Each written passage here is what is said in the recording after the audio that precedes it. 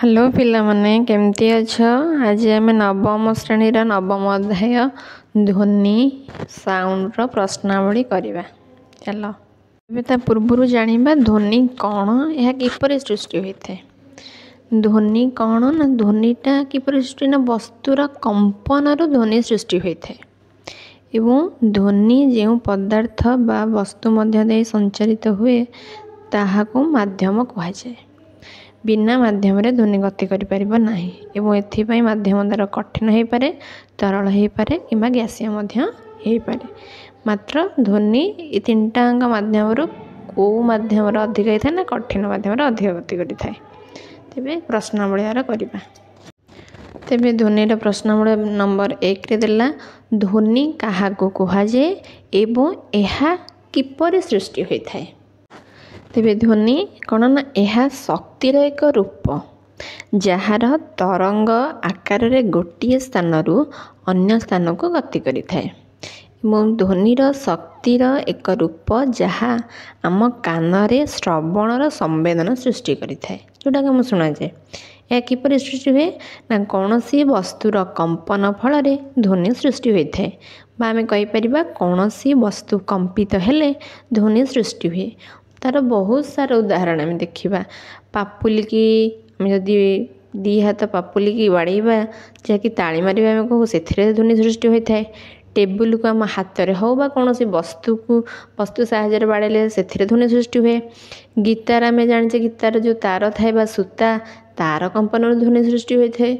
बहुत सारा अच्छे और सब इम्पोर्टाट आम जो कथा कहूचे मनीष मानकर जो स्वर पेटिका अच्छी से वायुर कंपन द्वारा आमर ध्वनि सृष्टि हुए। फल आम कथा गुड़ाक शुणा जाए एवं यह आम जाने गोटे मध्यम गति करे।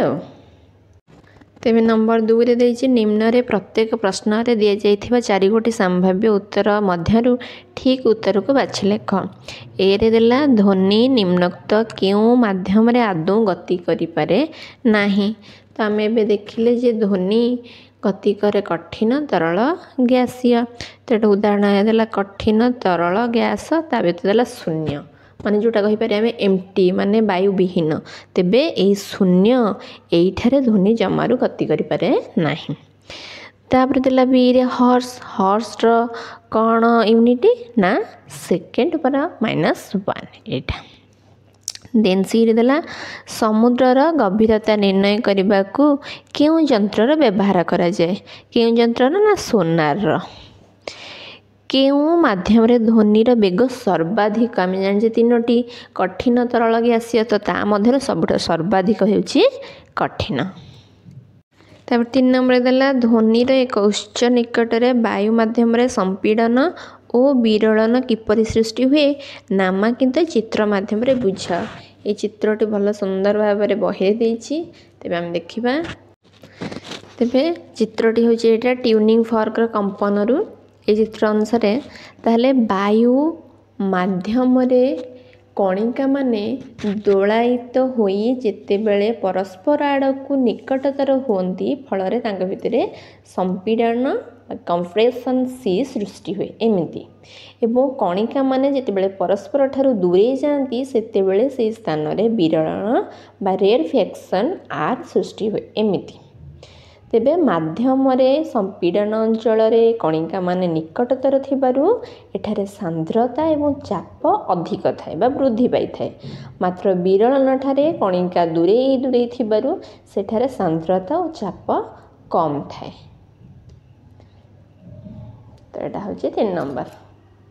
देन 4 नंबर देला ध्वनि संचरण पई एक माध्यम आवश्यक एक सरल परीक्षा द्वारा करिया को बुझाओ। तेबे चित्रटा रही आम गोटे बेलजार परीक्षा। गोटे विद्युत बेल और गोटे वायुरुद्ध बेलजार आम नबा। चित्र जमी देखाई तापर विद्युत बेल को बेलजार मध्य आम झुलेबा।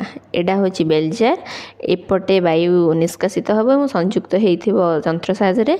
एटा होची इलेक्ट्रिक बेल, एटा होची बेलजार, एटा होची ठिपी और एटा होची विद्युत परिपथ संयुक्त स्विच।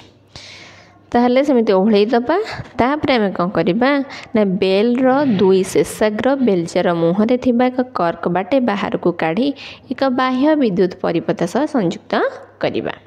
तापरे विद्युत परिपथ को संपूर्ण कले बेलटी जलिबो और तार शब्द आमे सुनिबा कारण बेलजार रे वायु अछि एवं यह काचरे मध्य निर्मित एवं आमे जानिचे वायु रे शब्द बा ध्वनि गति करि थाए एवं काचरे मध्य वर्तमान वायु निष्कासन पंप द्वारा बेलजार मध्यर वायु निष्कासन आम धीरे धीरे कमेबा देखिबा तार परिमाण जते कमुची ध्वनिर शब्दटा प्रबलताटा धीरे धीरे कमुची एवं शेष जो वायु शून्य हो शब्द आमको आदौ शुणा नहीं। पुनश्च बेलजार रे जदि आम धीरे धीरे वायु को प्रवेश कराइबा धीरे धीरे ध्वनि बढ़ी ध्वनि सृष्टि हेबो मु भले शुणा तेणु आम जानिबा जे ध्वनि तरंग संचरण पाई एक माध्यम निहाती भावे आवश्यक बिना माध्यम रे ध्वनि आम शुणी परिबा नाही बा शब्द शुणी परिबा नाही। ताले 5 नंबर ध्वनि तरंग को कहीं अनुद्रव्य तरंग कहुए। तो फास्ट ऑफ ऑल आमर होची दीटा तरंग गोटे होची अनुप्रस्थ तरंग एवं अन्यटी होची अनुद्रव्य तरंग।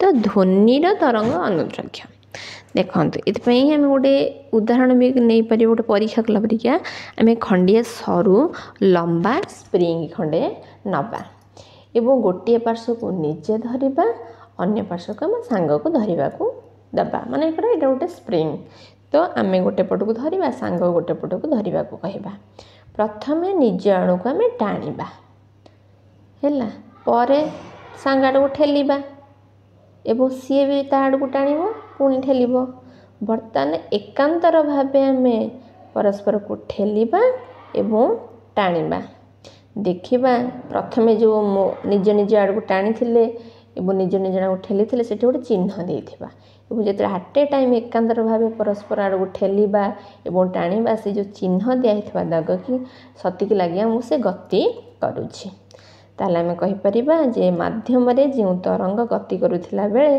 माध्यम कणिका माने तरंग गतिर दिग सह समांतर भाव दोलन कले गति कले से गति कर ना चिन्हटा से दोलित है देखा गति कला लगुला तो ताहा ही अनुद्रव्य तरंग जहाँकि ध्वनिर तरंग। तो यही पार्ट रे आम 1 नंबर रु 5 नंबर कले आम टोटाल 24 नंबर अच्छी मुझे तुमको पार्ट पार्ट करके 24 नंबर सारिदेवी जदि मो बुझा शैली भल लगुच कि आउ इम्प्रूव करने अच्छे मत प्लीज़ कमेंट करेंगे सब्सक्राइब करें मो चैनल को। धन्यवाद।